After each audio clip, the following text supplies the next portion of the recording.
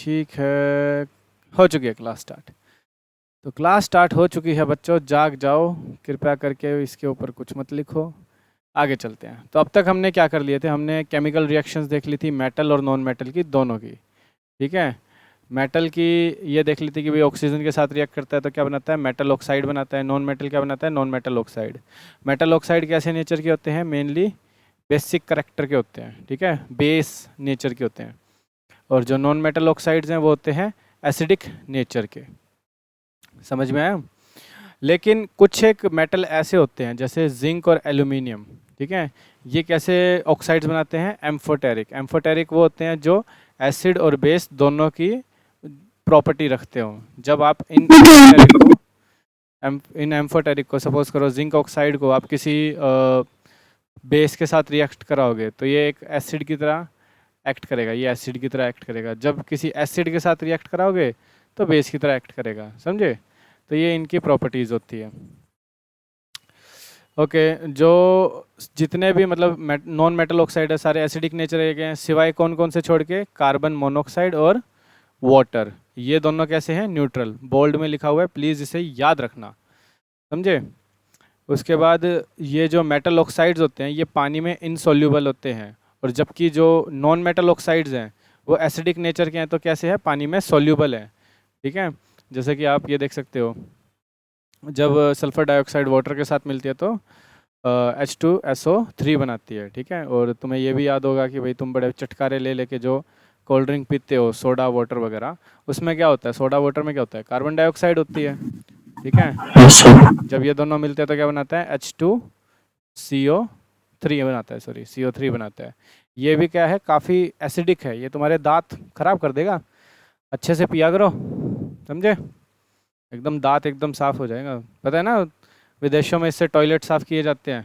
ये जो तुम सोडा वाटर पीते हो अलग अलग कंपनियों का, इनसे टॉयलेट साफ किए जाते हैं, बड़े मस्त चमकते हैं, समझे। तो सोचो अंदर ये हालत क्या करते होंगे। ओके, जब किसी भी मेटल की रिएक्शन वाटर के साथ होती है तो क्या होता है, मेटल रिएक्ट करता है पानी के साथ और क्या निकालता है, हाइड्रोजन गैस, और क्या बनाता है, एक बेस। ठीक है, जैसे कि NaOH, और बहुत ज़्यादा हीट निकलती है। ये बहुत इंपॉर्टेंट है, ये जो मैंने लिखी हुई है ना एक एक लाइन, ये बहुत इंपॉर्टेंट है, हर हीट बहुत निकलेगी, समझे।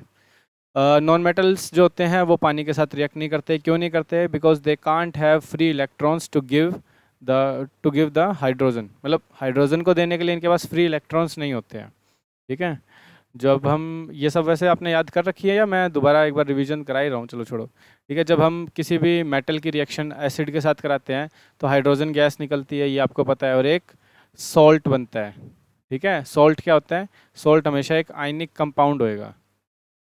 कैसा कंपाउंड होएगा, आयनिक कंपाउंड, यानी जिसमें एक पार्ट तो मेटल का होगा और दूसरा पार्ट क्या होगा, नॉन मेटल का होगा।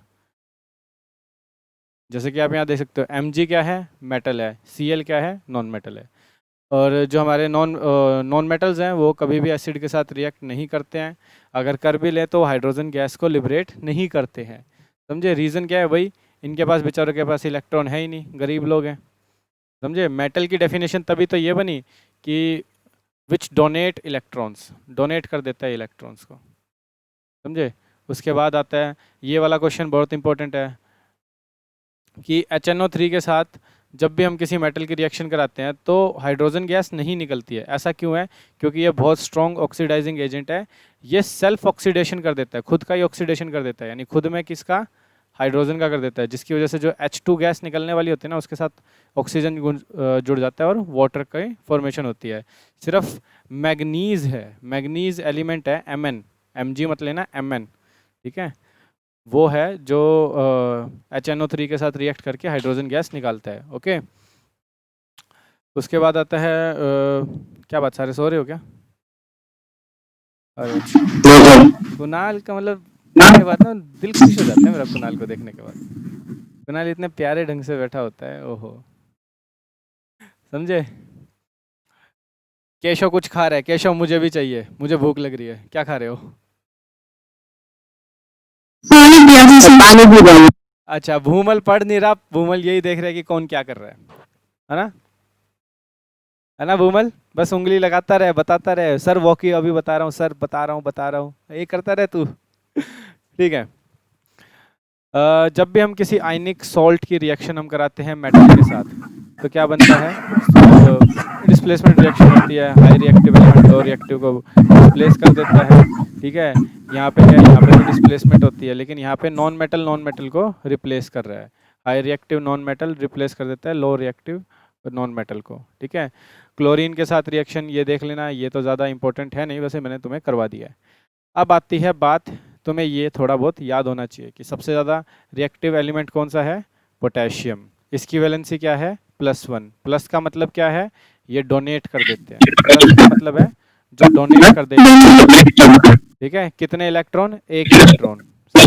सोडियम का भी क्या है? +1 है। कैल्शियम का क्या है? +2 है। मैग्नीशियम का +2 है। एल्यूमिनियम का +3 है। जिंक का +2 और +3 तीनों होते हैं, दोनों होते हैं। समझे? दोनों, इसके भी दोनों होते हैं, आयरन के भी। इसके मेनली +2 दिखती है, हाइड्रोजन का एक होता है। ठीक है, इट डिपेंड, अपने ऊपर वालों के साथ रिएक्ट कर रहा है ये, अगर अपने से ऊपर वालों के साथ रिएक्ट कर रहा है तो -1 होएगी। अपने से नीचे वालों के साथ रिएक्ट कर, एक मिनट, नहीं नहीं नहीं, हाँ हाँ, अब मेटल के साथ रिएक्ट कर रहा है ना, इन मेटल्स के साथ अगर रिएक्ट कर रहा है तो क्या होगा? ये इनसे एक इलेक्ट्रॉन ले लेगा, तो इसके ऊपर नेगेटिव चार्ज आएगा। कैसा चार्ज आएगा? इनके साथ अगर ये रिएक्ट करेगा हाइड्रोजन, तो कैसा चार्ज आएगा? नेगेटिव चार्ज आएगा उसके ऊपर, क्योंकि वो इलेक्ट्रॉन ले लेगा। ये क्या करेंगे? इलेक्ट्रॉन दे देंगे इसको। ओके, फिर आता है, फिर ये कॉपर वॉपर है। ठीक है, इनकी +2 होती है, इसकी भी आई थिंक +2 वगैरह कुछ ही होती है। ओके, इसकी +1 वगैरह होती है। इतना इनकी ज़रूरत नहीं है, इनकी आपको इतनी ज़रूरत नहीं है। आगे चलते हैं, अब देखते हैं इनकी ये +1 +2 होती क्या है। समझे? अब आपको पता है कि हमारे जो गैसेस होते हैं वो कुछ एक नोबल गैसेस होते हैं। नोबल का मतलब क्या होता है? कोई बताएगा मुझे? हिमांशी? सभी स्टेबल होती है। जो स्टेबल हो। ठीक है, जो स्टेबल हो, यानी जो चीज़ स्टेबल होएगी ना, वो किसी से रिएक्ट नहीं करेगी, नेवर रिएक्ट। जो चीज़ स्टेबल होएगी वो आगे रिएक्ट ही नहीं करेगी। समझे? तो ये रिएक्ट क्यों नहीं करती हैं? क्योंकि इनके जो आउटर मोस्ट शेल्स है ना, वो कम्प्लीटली फिल्ड है। समझे? ये देखो, के अंदर मैक्सिमम 2 इलेक्ट्रॉन आ सकते हैं, एल के अंदर मैक्सिमम 8 आ सकते हैं, एम के अंदर 8 आ सकते हैं, 8 से 18 कुछ भी आ सकते हैं, लेकिन स्टेबल होने के लिए या तो 8 लो या फिर 18 लो। समझे? तो उस चीज़ को छोड़ दो एक बारी। तो यानी स्टेबल होने के लिए लास्ट शेल में 8 होने चाहिए, या फिर के वाला हो तो 2 होने चाहिए।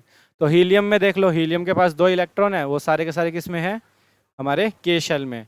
नियोन के पास 10 हैं, कैसे हैं? 2 तो हमारे के शेल में है और 8 जो बच गए वो एल शेल में है। आर्गन के अंदर क्या है? 18 है, 2 के में, 2 एल में और 8 एम में। ठीक है, अब सोडियम, ये जो मेटल्स है, मेटल्स को मेटल क्यों कहा गया? क्योंकि ये डोनेट कर देते हैं इलेक्ट्रॉन को। डोनेट क्यों कर देते हैं? क्योंकि इनके पास बहुत ज़्यादा इलेक्ट्रॉन है, एक्सेस इलेक्ट्रॉन है। देखो, इनकी लास्ट शेल तो फुल भरी हुई है, इनके पास ये एक्स्ट्रा ही है ना, ये एक्स्ट्रा ही है ना। ठीक है, ये एक्स्ट्रा है इनका। देखो यहाँ तक तो ये फुल भरे हुए हैं। समझे? इनके पास ये एक्स्ट्रा है। अब ये देखो, लास्ट वाले इनके भरे नहीं हुए, इनको चाहिए, ये ले सकते हैं, इनके पास एक्स्ट्रा है, ये दे सकते हैं। समझे? तो ये क्या करेंगे? जैसे सोडियम है, ये इसके पास कितने इलेक्ट्रॉन होते हैं? 11 इलेक्ट्रॉन होते हैं। ये मैंने एनसीईआरटी से ही लिया है। ठीक है, इसको देख लेना, तुम्हारी एनसीईआरटी की बुक से ही लिया है। पेज नंबर तो अभी मुझे याद नहीं है, तुम्हारी एनसीईआरटी के 3rd चैप्टर में से ही लिया है मैंने, यूँ कहीं उठाया, कॉपी पेस्ट किया। सोडियम 1 इलेक्ट्रॉन क्यों छोड़ देता है? क्योंकि देखो, उसके पास 11 इलेक्ट्रॉन है, पहले में 2, उससे अगले में 8, और उसके पास जो बच गया एक्स्ट्रा वो 1। अब ये क्या होता है? इसको 8 करने हैं या लास्ट शेल में, तो क्या करे? या तो 7 ले ले या 1 छोड़ दे। 1 छोड़ना आसान है इसलिए 1 छोड़ देता है। मैग्नीशियम के पास 12 होते हैं। ठीक है, लास्ट वाले में 2 हो गए एक्स्ट्रा, निकाल दिए। एल्यूमिनियम में 3 होते हैं लास्ट में। ठीक है, तो 3 एक्स्ट्रा निकाल दिया। पोटेशियम में क्या होता है? पोटेशियम में 1 एक्स्ट्रा होता है। कैल्शियम में क्या होता है? 2 एक्स्ट्रा होते हैं, इसलिए ये +1 +2 बनाते हैं सारे। ठीक है, ऐसे बनाते हैं ये। उसके बाद आते हैं नॉन मेटल्स। नॉन मेटल्स में ऐसा क्या होता है? देखो, इनके लास्ट शेल कंप्लीट फिल नहीं होते, कम्प्लीटली फिल्ड नहीं होते, देख सकते हो ना तुम। तो इनको फिल करने के लिए क्या होते हैं? इन्हें इलेक्ट्रॉन की ज़रूरत होती है। जैसे नाइट्रोजन को 3 की ज़रूरत होती है। अब देखो, इनके ऊपर कैसा साइन आएगा? Minus sign. माइनस का मतलब क्या है? इन्होंने इलेक्ट्रॉन को एक्सेप्ट किया है किसी और से, ठीक है, इलेक्ट्रॉन को एक्सेप्ट किया है, तो -3 यानी इसने 3 इलेक्ट्रॉन ले लिए हैं नाइट्रोजन ने। ऑक्सीजन के ऊपर हमेशा -2 चार्ज आएगा, इसने 2 इलेक्ट्रॉन ले लिए। फ्लोरीन के ऊपर 1 आएगा, क्योंकि देखो 1 लेते ही लास्ट वाले शेल में 8 हो जाएंगे। मेन मोटिव है कि ऑक्टेव रूल को सेटिस्फाई करना है, ऑक्टेव रूल को यहाँ पे कंप्लीटली फिल करना है, मतलब 8 इलेक्ट्रॉन होने चाहिए। यहाँ तक किसी को कोई doubt? No sir, no sir. Keshav, Keshav ji कहाँ गए? लगता है हमारे संपर्क से भाग गए क्या? Yes sir, yes sir. ये कहाँ भाग गए? अभी तो था।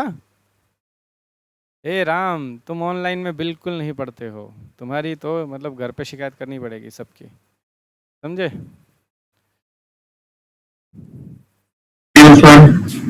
हाँ हाँ, अच्छा चलो ये बताओ, कुणाल तुम्हारे कितने आए हैं?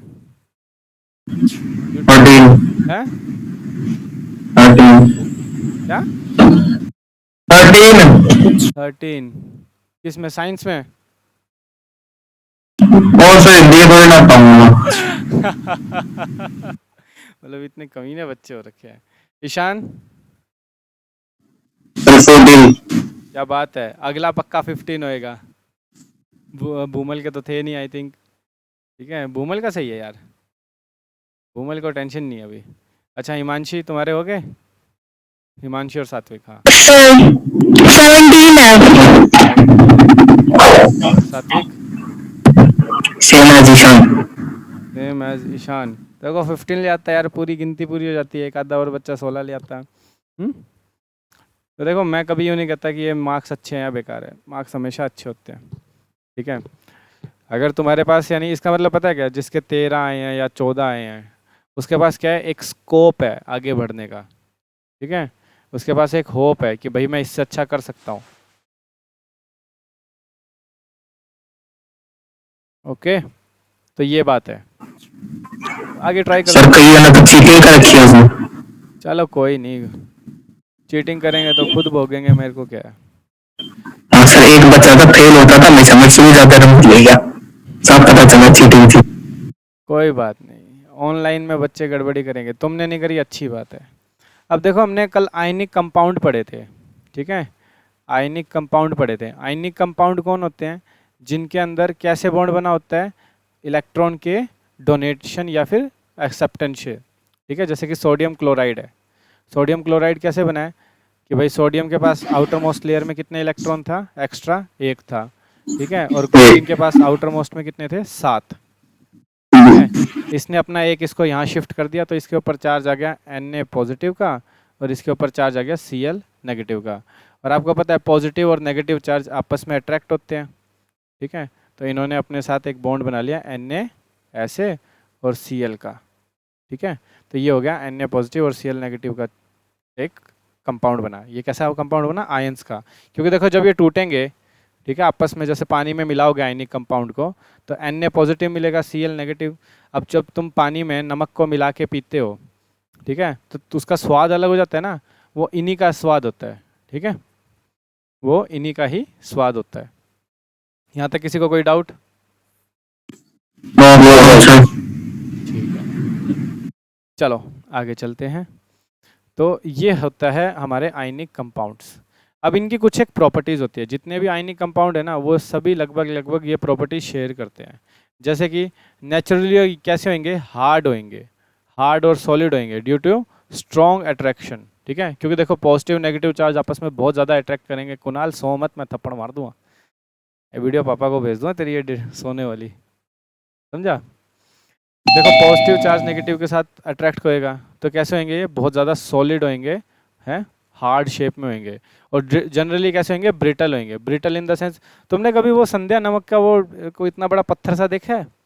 कई बार आपने देखा होगा कि घोड़ा गाड़ी में लेके, देखो ब्रिटल का मतलब होता है कि भाई अगर आप उससे हथौड़ा मारोगे तो वो चूर चूर हो जाएगा, ठीक है, क्रश हो जाएगा, एकदम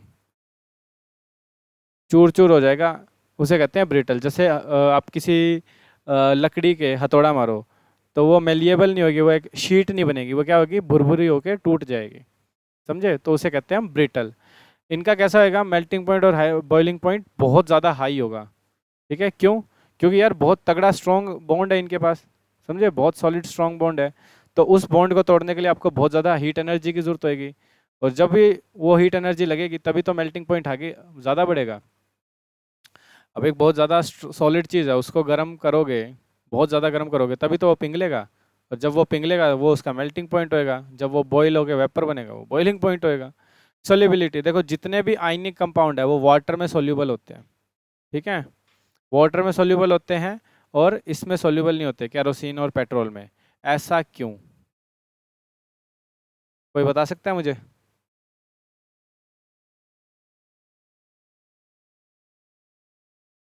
बोलो बोलो।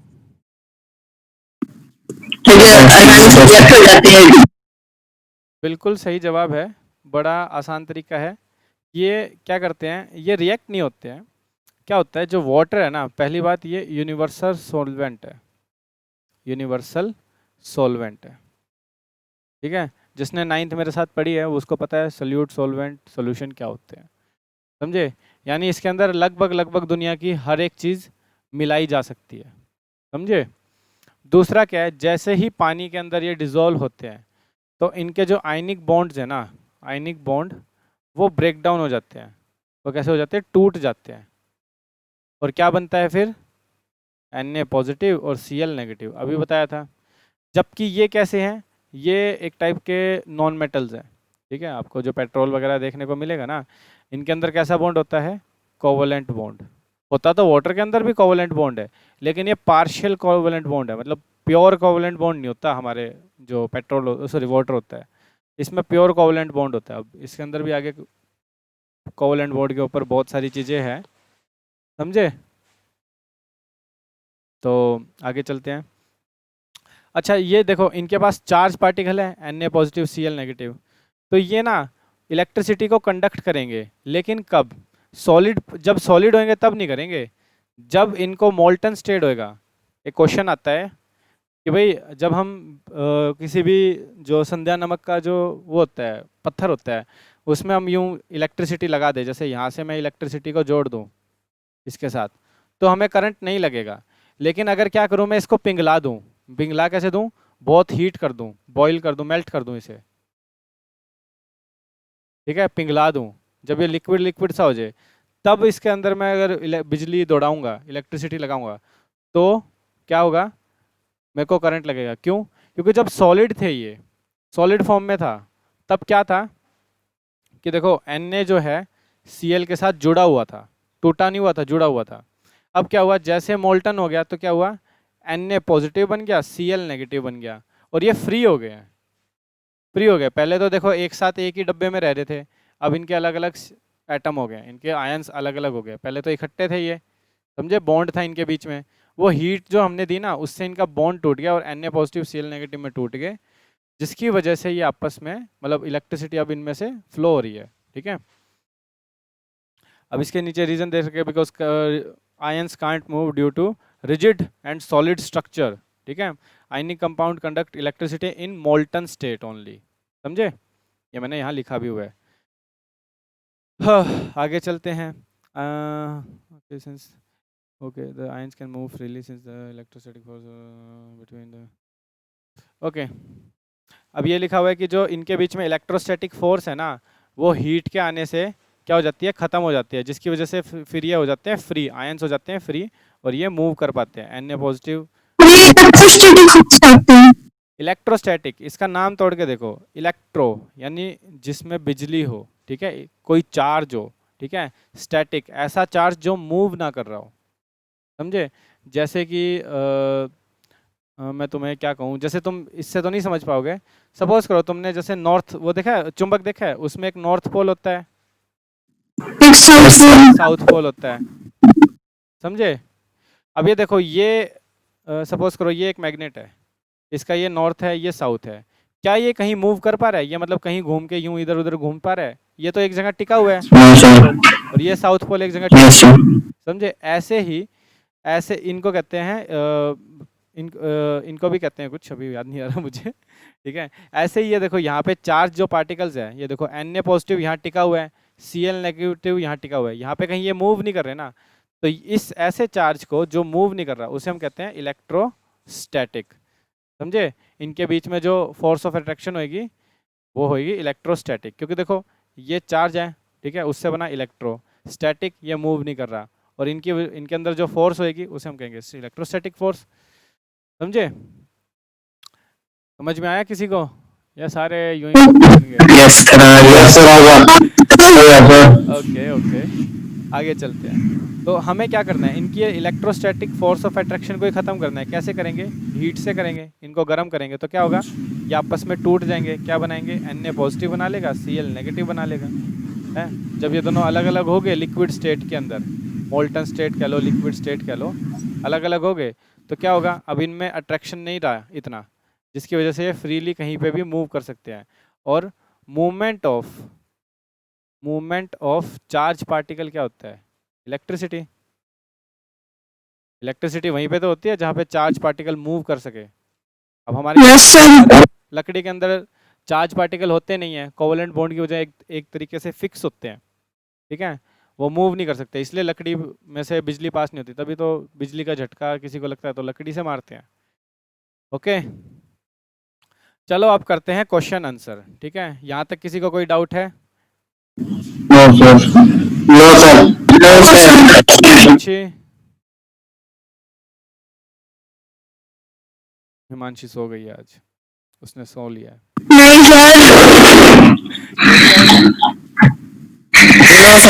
ओके, मुझे नो सर बहुत सुनने को मिलता है कभी, तो चलो ठीक है, आगे चलते हैं। इनको मैं एक बार मिटा दूं, मैंने बहुत अच्छी अच्छी ड्राइंग कर दी।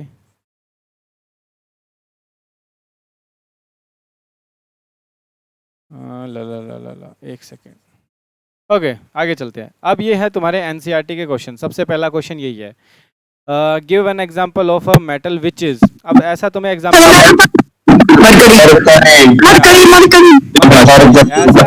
ऐसा मेटल जो लिक्विड होता है रूम टेम्परेचर पे, दैट इज मरकरी। ऐसा मेटल जिसे बहुत आसानी से चाकू से काटा जा सके, सोडियम पोटेशियम, दोनों, सोडियम और पोटेशियम दोनों। बेस्ट कंडक्टर ऑफ हीट, मैं बताऊंगा, सात्विक। बहुत अच्छे, मेटल की बात चल रही है, सिल्वर आएगा। क्वेश्चन भी पढ़ लो, ये देखो यहाँ पे तुम्हारे नंबर कटते हैं। और बेस्ट कंडक्टर ऑफ हीट क्या है? ग्रेफाइट हीट का कंडक्टर नहीं होता, वो इलेक्ट्रिसिटी का होता है। कंडक्टर ऑफ इलेक्ट्रिसिटी होता है ग्रेफाइट, समझे? हीट का कौन होता है? हीट का होता है सिल्वर, प्लस इलेक्ट्रिसिटी का भी मेटल अगर पूछे तो वो भी होगा silver. Poor conductor of, best conductor of heat gold नहीं होता है, सिल्वर दोनों नहीं हो सकते। नहीं नहीं नहीं नहीं नहीं नहीं, जरूरी तो मतलब हर एक जरूरी थोड़ी ना, मतलब दोनों महंगे हैं तो मतलब उनको गर्मी पकड़वा दो, है? सिल्वर भी महंगा है, गोल्ड भी महंगा है। हाँ, इसका जवाब कौन देगा मुझे? कुणाल, कुणाल बाबू, ये क्या कर रखा है मैंने, बताओ। पुअर कंडक्टर ऑफ हीट कौन सा है? ऐसा कौन सा मेटल है जो पुअर कंडक्टर है हीट के? अरे छत के जाले देखने बंद करो गुगा, नहीं पता तो बताओ सर, कोई बताएगा? हाँ हाँ, लेड, बिल्कुल, और मरकरी। ये रहे इनके आंसर, नीचे दे रखे, लेड और मरकरी, ठीक है। जिसको उतारने हैं वो उतार सकता है, स्क्रीनशॉट ले ले। इनके आंसर ये रहे, mercury is the only metal which is liquid at room temperature, sodium and potassium and lithium also, sorry ये बहुत कम देखने को मिलता है। लिथियम आयन बैटरी हमारे, मतलब लिथियम की बैटरी हम आजकल यूज़ करते हैं गाड़ियों वगैरह में, ठीक है। तो इनको आराम से नाखून से क्या इससे काटा जा सकता है, चाकू से। और ये देखो जो सोडियम वगैरह है ना, सोडियम पोटेशियम, ये इतना इनका लो मेल्टिंग पॉइंट होता है कि अगर आप इन्हें हाथ में भी दबाए रखें ना काफ़ी देर, तो ये हल्के से ढीले ढीले हो जाएंगे, मेल्ट से होने को हो जाएंगे, समझे। और सबसे सॉफ्ट अगर आपसे पूछ लिया जाए तो वो है सोडियम।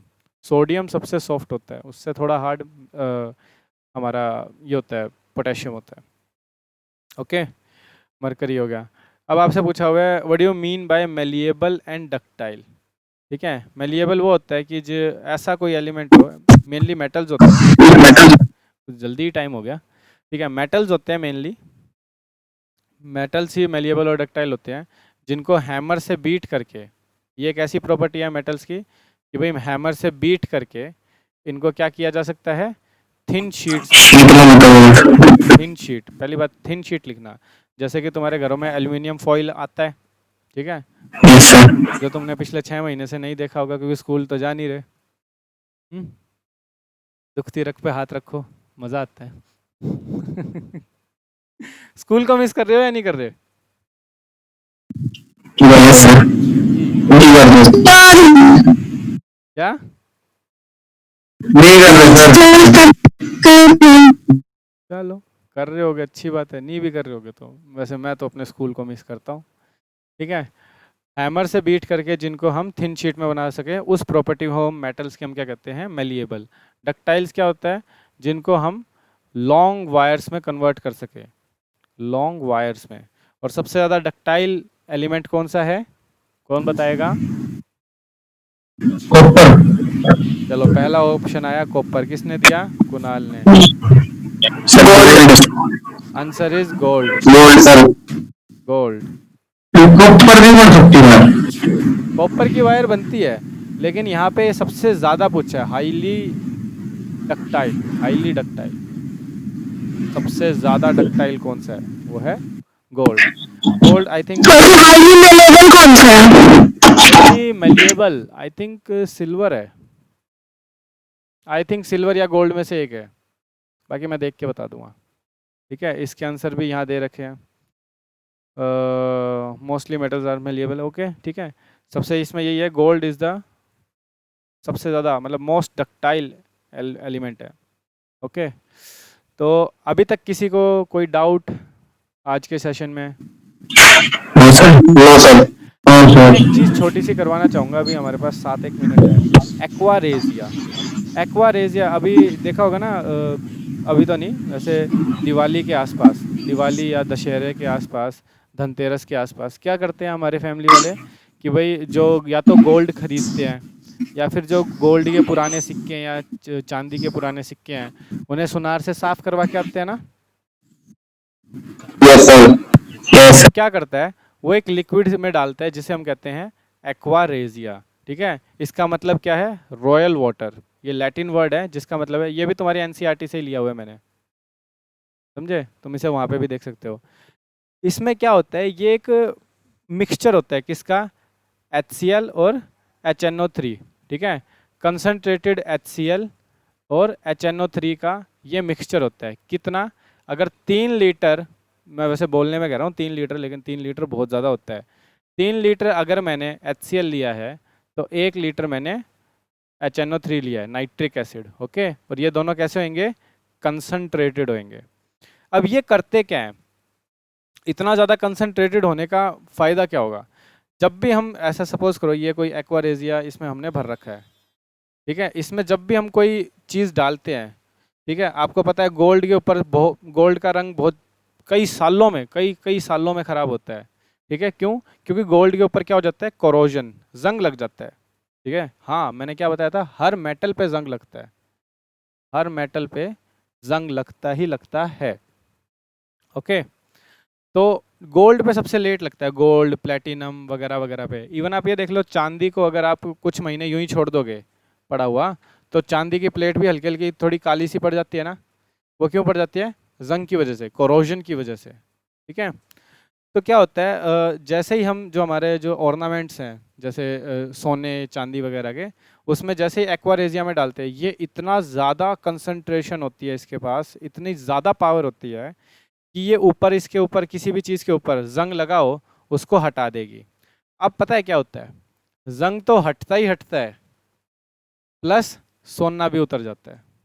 यानी सपोज करो तुमने अगर उसे 20 ग्राम का अपना कोई कड़ा नेकलेस कुछ भी दिया सोने का, समझे, तो लगभग लगभग 0.8 ग्राम तो उसके पास चला ही जाएगा फ्री में, लगभग लगभग। यानी सुनारों की वैसे ही चांदी रहती है। उसमें से निकाल भी सकते हैं। हाँ वो निकाल देते हैं, उसमें कुछ नहीं, इलेक्ट्रोलिसिस करके निकली जाती है, सब कुछ हो जाता है। अरे तुम क्या सोचते हो सोना फेंका थोड़ी जाता है, समझे, वो सोना है, समझे। बप्पी लहरी से पूछो सोने की कीमत, उसे पता होगी। तो इनको ना ये चीज़ बड़ी फ़ायदेमंद होती है। अब जैसे ज्वेलरी मेरी मम्मी ने साफ़ करवाई थी, तो उसके बाद क्या हुआ, वो ढीली हो गई। ढीली इन द सेंस, सपोज, क्योंकि क्या था, अब सपोज करो वो इतना मोटा कोई चीज़ थी, अब वो क्या हुआ, ऊपर की इतनी इतनी लेयर तो हट गई, जिसकी वजह से अब एक्चुअल में तो इतनी बची ना, समझे। तो इतना तो वो खा गया, ठीक है। एक्वारेजिया ये काम करता है। तो ये तुमने पढ़ लिया। एक्वारेजिया अगर तुमसे पूछ ले तो किसका सोल्यूशन होता है, कंसनट्रेटेड। याद रखना, कंसनट्रेटेड HCl प्लस में कंसनट्रेटेड HNO3 नाइट्रिक एसिड का। और किस रेशो में होता है, 3:1 में, यानी 3। तो किसका होगा रेशो, हमारे HCl का और HNO3 का होगा 1। अब ये क्वेश्चन एक बार मैंने तुमसे कहा भी था लिखने को, तुमने शायद लिखा नहीं होगा।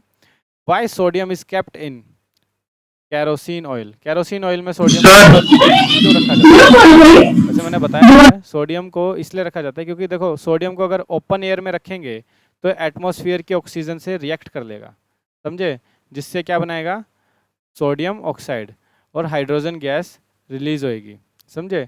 अब ये इतना ज़्यादा एक्सोथर्मिक रिएक्शन है, इतनी ज़्यादा एक्सोथर्मिक रिएक्शन है कि ये जो सोडियम गैस निकली है ना, सॉरी हाइड्रोजन गैस निकली है ना, ये आग पकड़ लेगी और एक बहुत बड़ा एक्सप्लोजन होगा, ठीक है।